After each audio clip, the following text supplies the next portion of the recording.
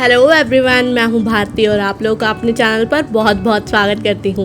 उम्मीद करती हूं कि आप लोग को ये कहानी जो है वो पसंद आ रही होगी।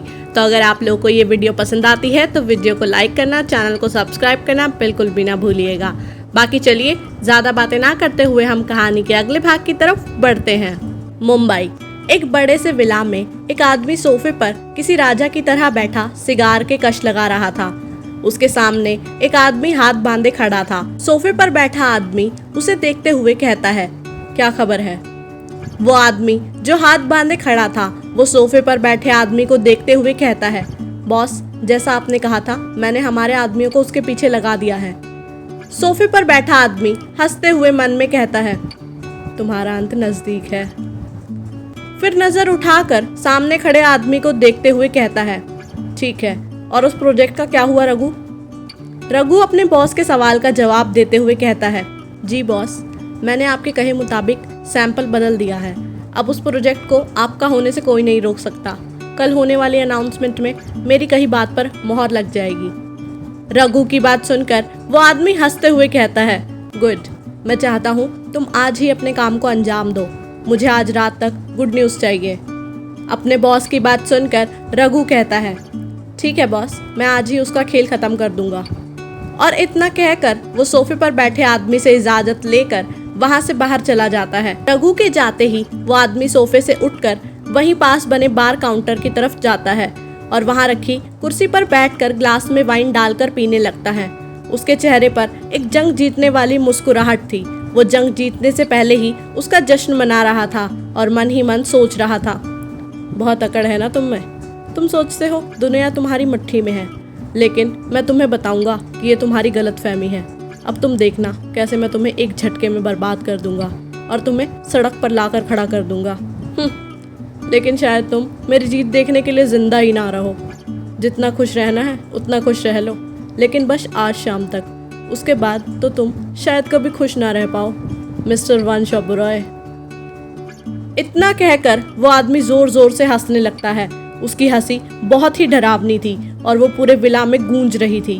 वहीं मुंबई के एक रेस्टोरेंट में वंश और बानी दोनों एक प्राइवेट रूम में बैठे बातें कर रहे थे। उन्होंने लंच ऑर्डर कर दिया था। वंश और बानी अब धीरे धीरे एक दूसरे को जानने समझने की कोशिश कर रहे थे। दोनों को एक दूसरे के साथ समय बिताना बहुत पसंद था। उन्हें एक सुकून मिलता था एक दूसरे के पास होने से। और बानी भी कल से शूटिंग में बिजी हो जाएगी तो वो वंश से बहुत कम मिल पाएगी, इसलिए वो आज का दिन वंश के साथ बिताना चाहती थी। बातों ही बातों में वंश बानी को देखते हुए कहता है, जान, तुम जिया को हमारे बारे में कब बताने वाली हो? वंश की बात सुनकर बानी थोड़ा सोचकर वंश को जवाब देते हुए कहती है, पता नहीं, अभी मैंने इस बारे में सोचा नहीं है, लेकिन बताना तो है ही। मैं कोशिश करूंगी उसे जल्द से जल्द इस बारे में बता दूं। पता नहीं वो कैसे रिएक्ट करेगी। फिर कुछ देर रुकने के बाद बानी फिर कहती है, पर आप अचानक इस बारे में क्यों पूछ रहे हैं? कोई प्रॉब्लम है क्या? बानी की बात सुनकर वंश मुस्कुराते हुए कहता है, नहीं जान, कोई प्रॉब्लम नहीं है, लेकिन अब आपके पास ज़्यादा टाइम नहीं है। ये बात वंश ने बहुत धीरे से कही, जो सिर्फ उसे ही सुनाई दी। बानी वंश को बहुत गौर से देख रही थी। उसे वंश की बात पर विश्वास तो नहीं हो रहा था, लेकिन वो बिना कुछ कहे बस चुपचाप बैठी रहती है। वंश भी सब समझ रहा था। वो बात बदलते हुए बानी से कहता है, बानी, मैं तुम्हें किसी स्पेशल पर्सन से मिलवाना चाहता हूँ, तो क्या तुम मेरे साथ चलोगी? वंश की बात सुनकर बानी हल्की मुस्कुराहट के साथ कहती है, हाँ, क्यों नहीं, लेकिन हमें जाना कहाँ है और कौन है वो स्पेशल पर्सन जिससे आप हमें मिलवाना चाहते हैं? इतना तो आप हमें बता ही सकते हैं। बानी की बात सुनकर वंश मुस्कुराते हुए उसका हाथ पकड़ लेता है और प्यार से कहता है, जान, क्या आपको मुझ पर भरोसा है? वंश की बात सुनकर बानी मुस्कुराते हुए जवाब देती है, जी बिल्कुल, हमें आप पर पूरा भरोसा है। बानी की बात सुनकर वंश कहता है, तो ठीक है, अब आप कोई और सवाल नहीं करेंगी? वंश की बात सुनकर बानी कहती है, ठीक है, मैं जिया को मैसेज करके इन्फॉर्म कर देती हूँ कि मैं लेट आऊँगी। बानी की बात सुनकर वंश हाँ में अपना सिर हिलाता है और बानी जिया को मैसेज कर देती है। जब बानी जिया को मैसेज कर रही थी तभी वेटर उनका लंच लेकर आता है और लंच टेबल पर रख देता है और वहाँ से चला जाता है। असल में ये रेस्टोरेंट वंश का था, जहाँ वंश के लिए हमेशा एक रूम बुक्ड रहता था। ये रूम एक लग्जूरियस रूम था जिसमें सब कुछ मौजूद था।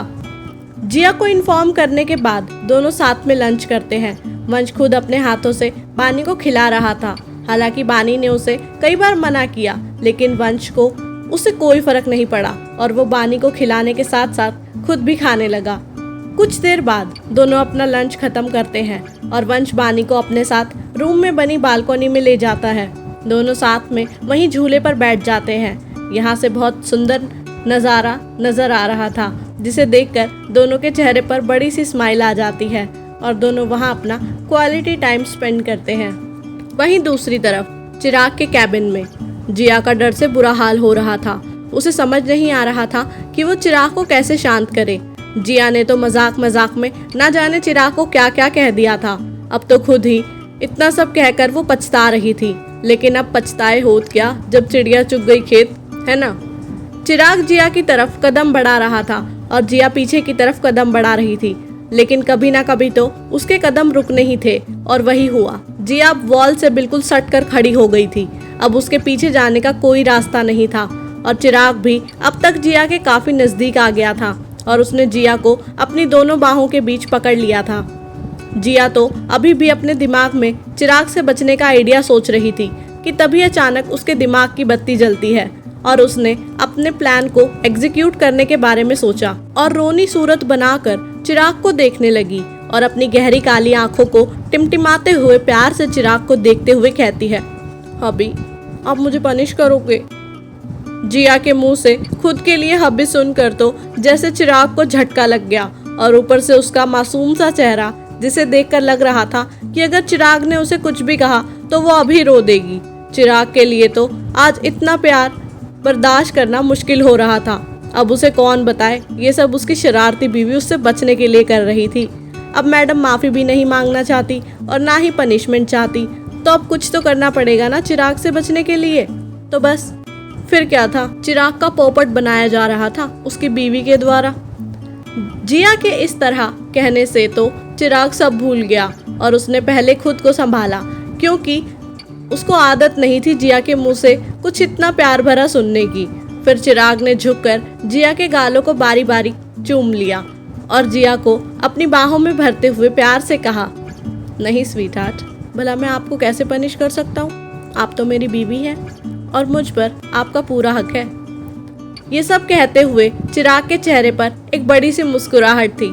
चिराग के इस तरह किस करने और गले लगाने से तो जिया हैरान हो गई थी, क्योंकि उसे उम्मीद नहीं थी कि चिराग इतना जल्दी सब भूलकर उसे इतना प्यार से ट्रीट करेगा।